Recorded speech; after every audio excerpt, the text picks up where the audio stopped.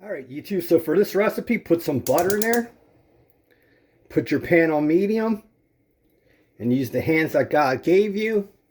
Or you could use like a wooden spoon or spatula. And let this butter melt. All right, so take a good beef hot dog. Like AppleGate is really good in America and USA. It's organic, uncured. And use a high quality hot dog. All right, YouTube, when you hear that and see that start to boil, put them in there. And you see how I cut slots in the hot dogs? That'll give a nice effect and texture to the hot dog. So just keep turning these around, and basically you cook them to your preference. If you want them lighter, only put it in for 2 minutes. If you want it darker, then try 3 to 5 minutes. So you just want to keep rotating these around.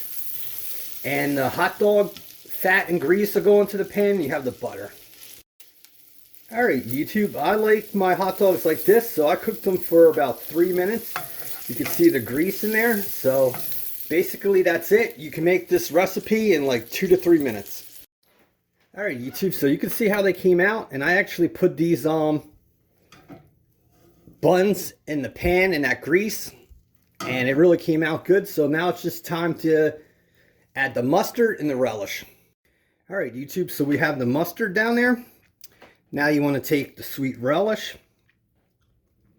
and just put that on your hot dog. And it's just like summer. And where I live, it's winter, so you can enjoy hot dogs all year round. In the description, you'll see a playlist for hot dogs. It has so many hot dog recipes. So be safe, hit the like button, and more hot dog recipes to come.